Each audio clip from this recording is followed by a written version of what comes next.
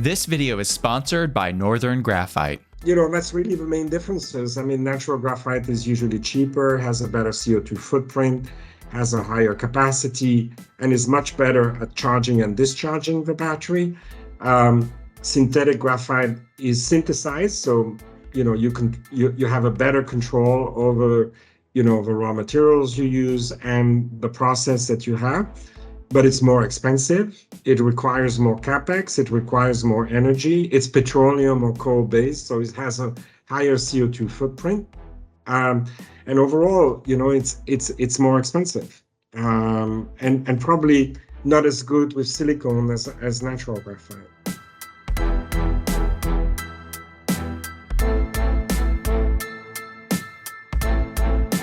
Well, I'm excited to introduce the CEO of Northern Graphite, Hugues Jacquemin, and just want to welcome you to this particular call that we're doing here. And I'm excited because there was some recent news of China tightening export controls of certain graphite products, and of course, graphite products that are really important to lithium-ion battery manufacturing.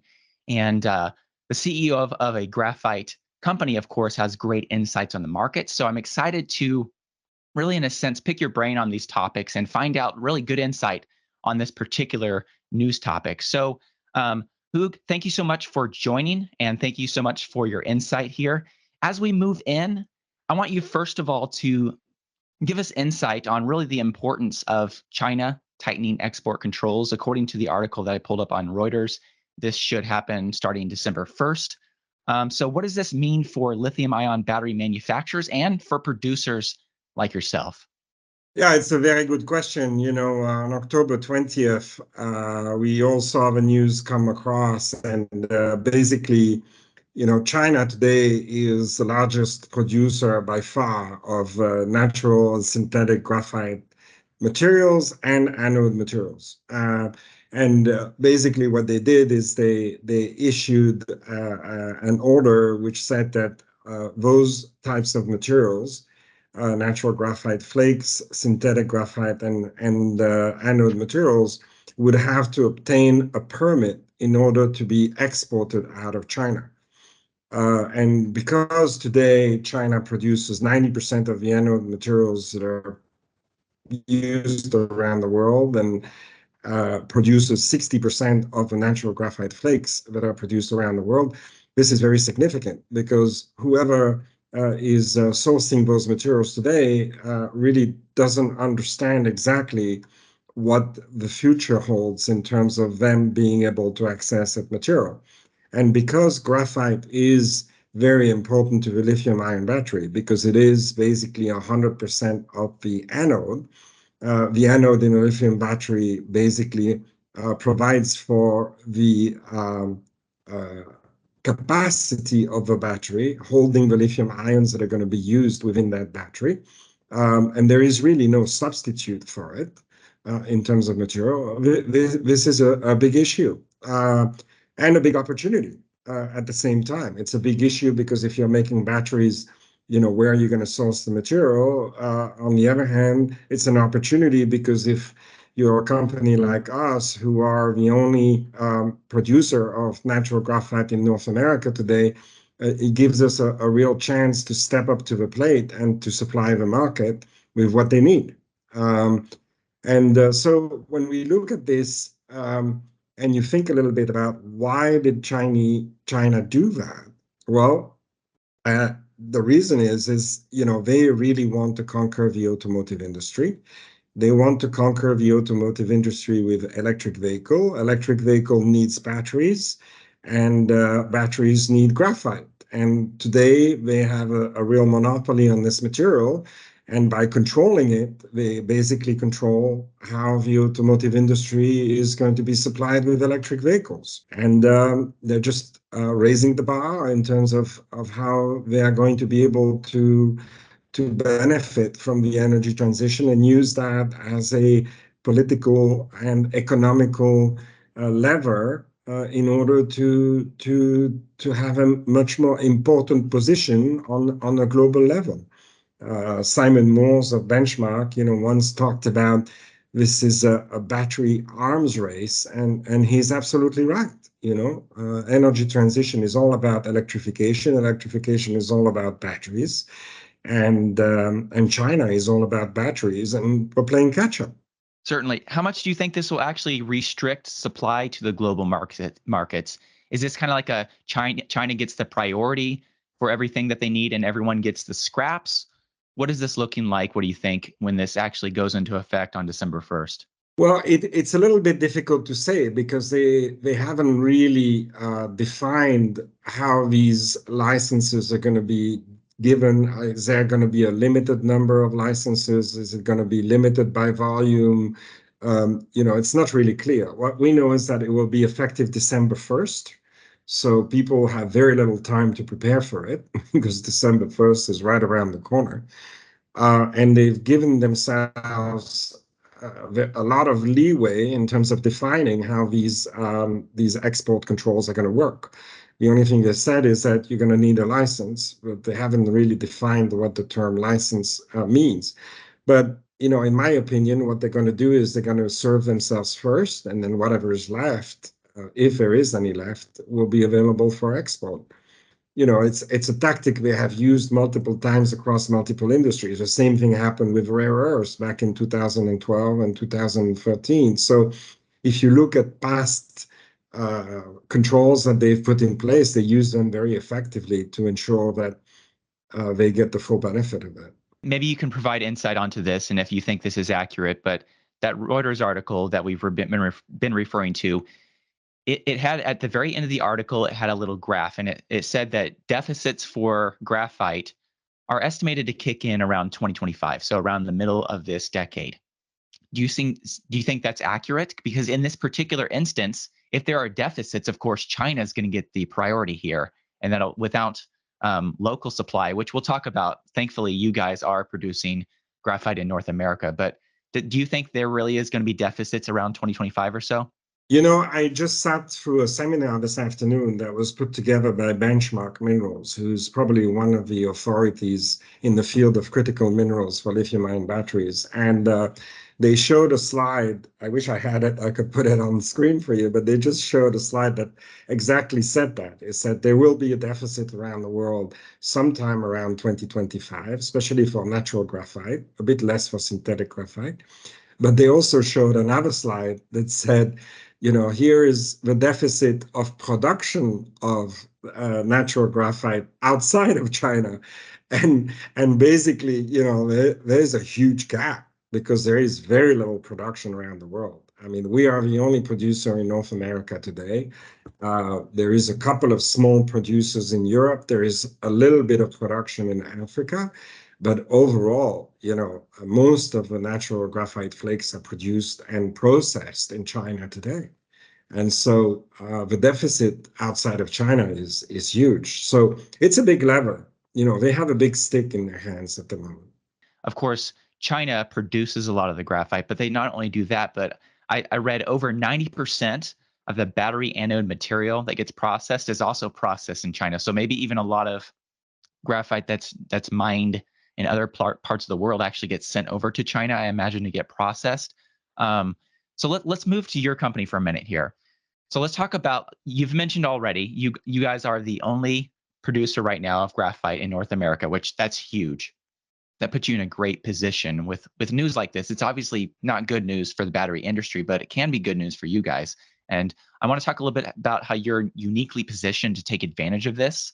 Kind of talk about what your current production facilities look like with graphite. And then I was also told that you guys are actually going to be processing graphite as well, which that's super, super important. That's just as important as mining it as well. So can you kind of talk about your role in all of this, Sure. the graphite mining operations, and then your processing in the future? Sure. It's really interesting because you said 90% is processed in China. Actually, if you look at natural graphite, 97% of the natural graphite is processed in China. And probably 80 to 85% of the synthetic graphite is processed in China. So when you put the two together, that's where you get your 90% number. But in terms of natural graphite, it's actually 97% of the natural graphite which is processed in China. And, this is quite the reason why, we have done what we've done with Northern Graphite. The company was founded in 2002, so it's been around 20 years or more. And it was founded around a deposit of graphite that was discovered in Ontario. And the name of the deposit was Bisset Creek. And for 20 years, the company advanced that project up to the point where it was shovel ready. And since 2018, has been trying to finance this project and really hasn't been successful. And then back in 2022, we kind of took the bull by the horn. I was acting as an advisor at the time. I became CEO in June once we completed the transaction. But we took the bull by the horn and we said, you know what, we need to get into production fast. And so what's the best way to do that? It's to acquire a couple of mines. And so we did. We reached out for Imerys, who was my employer between 2014 and 18. And they had two mines, one in Namibia and one in Quebec, in Lac des Îles. Both mines were operating. And we wanted to buy those mines from them and integrate them with our big project in Ontario. And so we acquired those two mines in April of last year, April of 2022. That's given us the ability to service the market immediately and to attract investors that could help us develop these mines moving forward. Because it's a lot easier to do when you're in production with customers and with demand rather than trying to get a project on paper off the ground. The mine in Namibia, when we bought it, was actually in care and maintenance. And so we worked on putting it back into shape, and we intend to restart it at the end of 24, beginning of 25. And that mine will be able to produce about 32,000 tons of graphite on an annual basis. The mine in Lac des Îles is capable of producing 25,000 tons of graphite on an annual basis. And the mine in Ontario, we want to start the engineering and the construction so that it can be in operation in 2026. If you look at that project, it will be able to produce in the first phase 42,000 tons of natural graphite. So if you add, the mine in Ontario, the mine in Namibia, and the mine in Quebec, we'll have just short of 100,000 tons of graphite that we can sell in the marketplace. But our ambition is not just to produce the graphite, it's also to process the graphite so that you can turn it into anode material. And in order to do that, to transform the graphite from the flake shape that we mine in anode, you have to basically mill the product, shape it, purify it, and coat it. And so we've chosen a location in northern Quebec called Baie-Comeau. The reason we chose that location is because it has a deep water port, so we can basically ship the material in directly from Namibia to that location.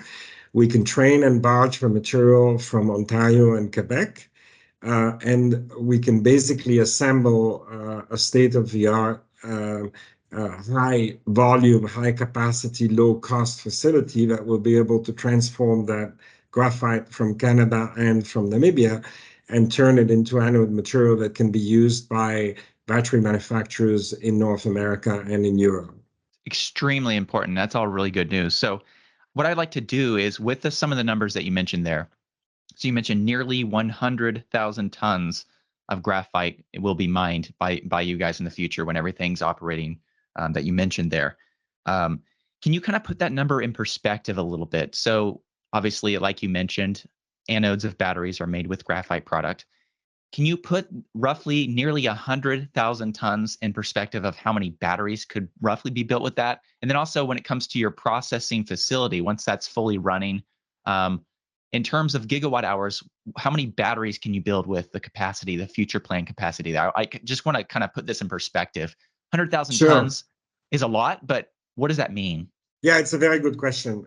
So first of all, the 100,000 tons I just talked about is based upon, the resources that we have currently with the technical reports that we've published.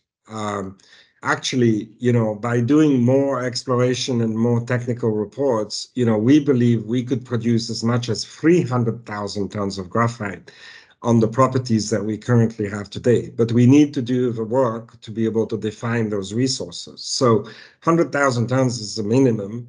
300,000 tons would be probably the maximum.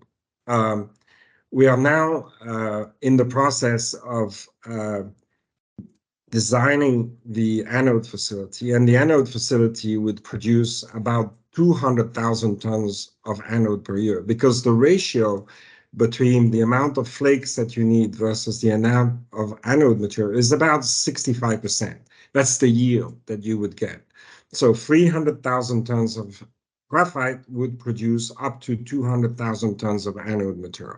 And that's the size of the facility we are designing ultimately.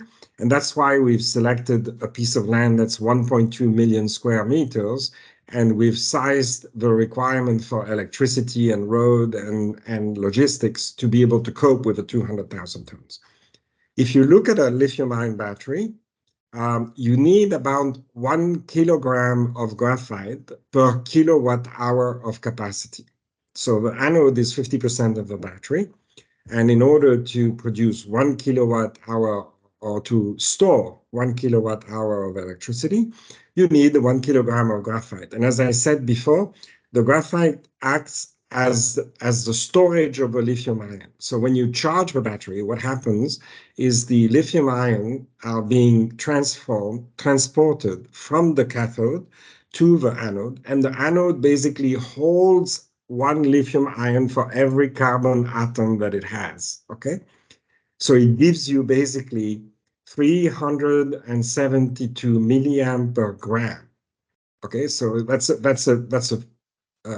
theoretical number, but it's pretty close to reality. 372 milliamp per gram.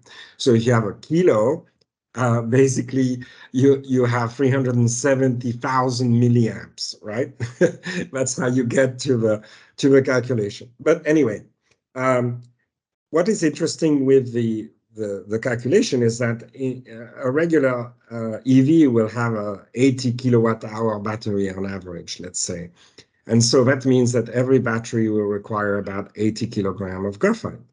And so when you ask us, how many kilogram do you need for an average size gigafactory, and that's 50 gigawatt is a good size for an average size gigafactory, that means you need 50,000 ton of graphite for a 50 gigawatt factory. If you think about it in those terms, our plant in Bécomo, northern Quebec, will produce 200,000 tons of anode material. That's enough to supply about 4 gigafactories, 450 gigawatt hour gigafactories. And that will basically allow, if you think about the 80 kilowatt hour, that will allow for about 600,000 batteries in total. So that's really impressive, and that's a per year number, correct? Like we're talking about that's per a per year Okay, number. yeah, That's a per year so number. That's correct. let's move over to the actual graphite that you guys are going to be mining and that you are mining right now.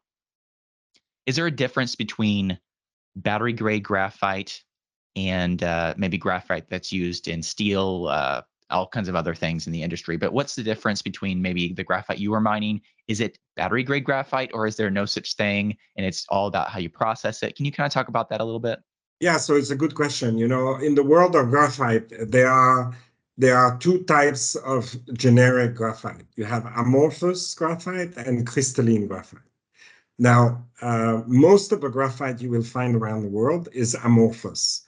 And it's relatively widely available, and it's used mostly as a carbon razor in steel manufacturing.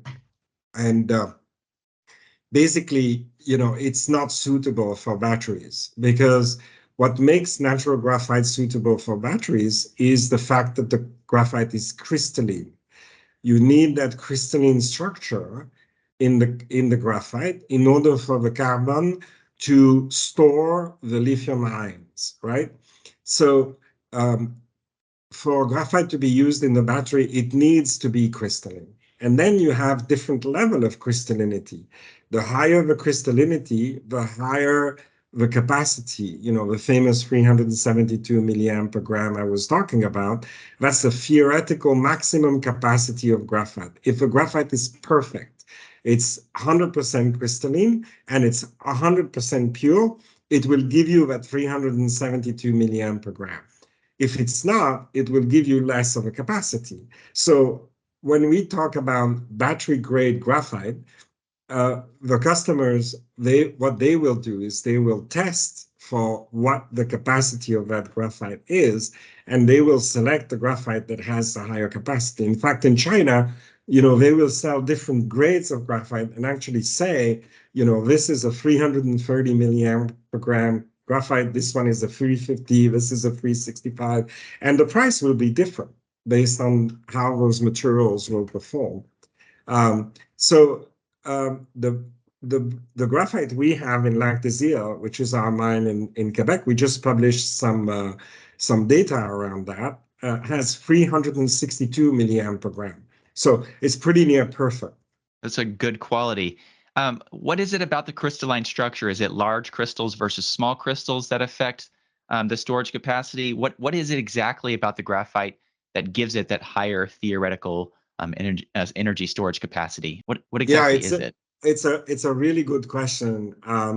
So you have to imagine, when you take a pencil, okay, and you write on a piece of paper, you leave a gray mark, right?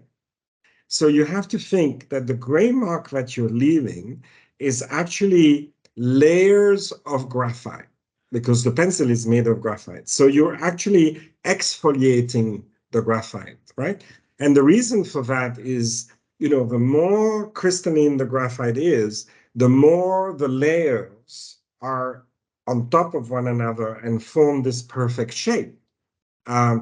And so in order to get the maximum capacity, you want this crystalline structure because basically the graphite will push itself into the layers. When you charge the battery, what happens is you charge the battery and you attract the lithium ions from the cathode, and what they do is they intercalate themselves into the layers of graphite, and each of those hexagons, which is made up of these carbon atoms, each of those hexagons will hold one lithium ion.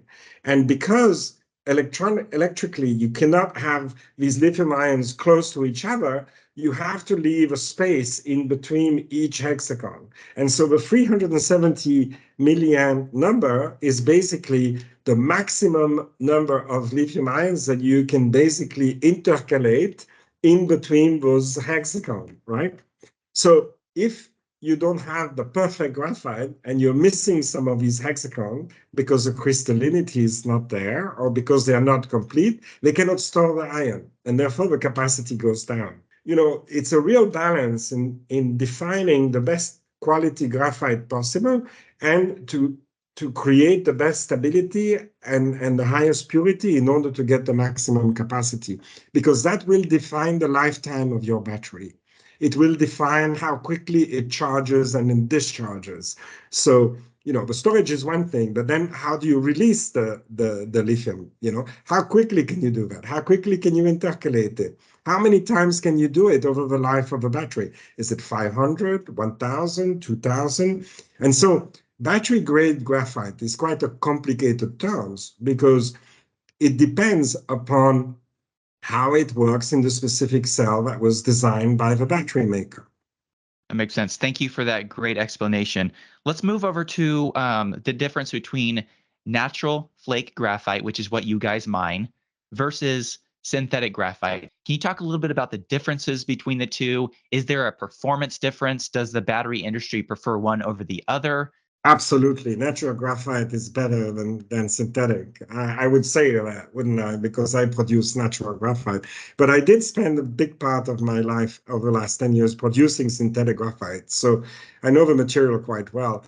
Synthetic graphite uses a petroleum or a coal-based source because you need this carbonaceous material to start with. And that material needs to be put into a furnace, heated at more than 2900 degrees C, which is almost the temperature of the sun. And it has to be somewhat incentivized to become crystalline. But you cannot find the same amount of pressure that you would find in Mother Nature. And so you use different tricks through additives, or you put some pressure under some conditions, or you can also use a coal tar pitch material to mix them together. So there are some tricks to create the crystallinity artificially. And at the end, you end up with a product that doesn't really look like natural graphite, but has the same function, which is it stores lithium ion, within the carbon structure, and it releases them when the battery requires the power. But at the end of the day, that synthetic graphite has a much lower capacity per gram than the natural graphite, because it cannot get that level of crystallinity. That perfect crystal cannot be created. And so the capacity of a synthetic graphite is lower. Also, because it comes from a petroleum source, okay, and it has to be heated at those very high temperature, it's usually more expensive to produce. And thirdly, because it comes from petroleum and it uses a lot of energy to get the transformation into graphite, what happens is the CO2 footprint of the material is much higher than a natural graphite. However, the benefit of a synthetic graphite is you don't depend on a mine, but you do depend on the availability of a petroleum or a coal-based product.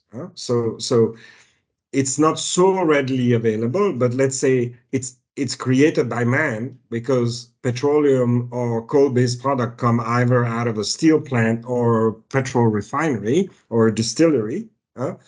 And because you're synthesizing it, you basically make sure that every particle looks the same. Whereas when you dig it out of the ground, each particle may be different, and you may have some impurities in the particles that you dig out of the ground or out of the rock that may make it a little bit more unstable. And so the synthetic graphite tends to be more predictable in the anode, and therefore you can get a longer battery life because you have more stability in the material that you use. In the natural graphite, because it has more capacity and it can store more ions, it tends to swell more than the synthetic graphite. And when you do multiple cycles of charging and discharging, this may cause a problem depending on the cell design. And so the life cycle of the battery may be a little bit shorter if you have natural graphite rather than synthetic graphite. So most battery manufacturers today, they actually use a mix of both. So they take both materials and they mix them together to try to get the best compromise. Some use a little bit more natural graphite, some more synthetic graphite. Some actually spike it with a little bit of silicone, as I explained before, because it has higher capacity. And natural graphite is better at integrating silicone than synthetic graphite. So, and that's because natural graphite is more porous. And so, that helps in the process. So, that's really the main differences. I mean, natural graphite is usually cheaper, has a better CO2 footprint, has a higher capacity, and is much better at charging and discharging the battery. Synthetic graphite is synthesized, so you have a better control over the raw materials you use and the process that you have, but it's more expensive. It requires more capex. It requires more energy. It's petroleum or coal based, so it has a higher CO2 footprint. And overall, it's more expensive, and probably not as good with silicone as natural graphite. You can do things in the processing that are going to make the natural graphite perform more like a synthetic graphite. And you can add things to the synthetic graphite to make it perform more like a natural graphite. And at the end of the day, it will be a compromise between the performance and the cost. What gets you the best performance and the best cost? The reason why China is increasing synthetic capacity much faster than natural graphite capacity is because they control it much easier, right? But the problem then that they're facing is that this is quite high in sulfur. The battery really doesn't like the sulfur, so now they're building desulfurization lines. At the end, they get something that instead of giving them 340, 345 milliamp per gram, they're getting 320, 330, So it's kind of like it's a compromise. At the end, the chemistry doesn't lie. If you try to cut corners, you don't get the same level of performance. But they are also going outside of China to try to build some mines and get capacity from some of the African mines. But those mines are a long way from being in production. So it takes about 8 to 15 years to get a mine into production from the moment you find the deposit. And that's really the big benefit of Northern Graphite. We've got 3 deposits that are basically accessible now. One of them is actually operating. The next one will be operating at the beginning of 25, end of 24, hopefully. And the third one, will be in operation in 26. So we don't have an 8 to 10-year cycle.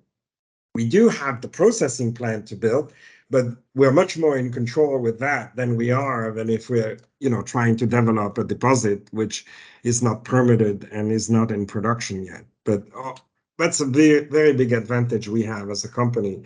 We're already producing and our deposits are ready to be built up. The challenge for us now is to attract investors and to convince governments, that we need to finance all these projects. And so, we are currently working with customers to convince them that we can be a good partner for the future and to convince them that they should give us some offtakes so that we can raise the necessary capital to be able to develop all these projects. But we're doing it step by step, and we're doing these expansions in a modular way so that we're not building the whole 200,000 ton in a day. We're starting at 50, and then we will slowly expand from there based on the demand and the commitments we can get from customers. As we close this, anything else that you want to mention, close us with here, and then also where you would like people to find out more about either yourself, Northern Graphite, anywhere where you would like to send my audience? Yeah, so our ticker on the Toronto Stock Exchange Ventures is NGC. We're also available on the OTC. And, the best way to learn about our company is to go on our website, northerngraphite.com, where you will find a lot of information about graphite and the product we sell and the projects that we have, as well as a lot of the technical reports that validate all the data that I was sharing with you today, which is important. We're also super active on all the social channels. I personally am very active on LinkedIn. So if you want to send me a connection request, I usually accept most connection requests, and I am very active daily on the LinkedIn platform. Northern Graphite is as well. But we do act on all the social platforms out there. And if you want to learn more about anything, or if you have any question, info@northerngraphite.com, and we always answer your requests. So please feel free to send us an email if you'd like some information, or even call us. Wonderful. Well, thank you, Hugues. It's been a great conversation. You've provided a lot of great answers to my questions, and I appreciate your time. Thank you very much, Jonathan, and I look forward to our next conversation.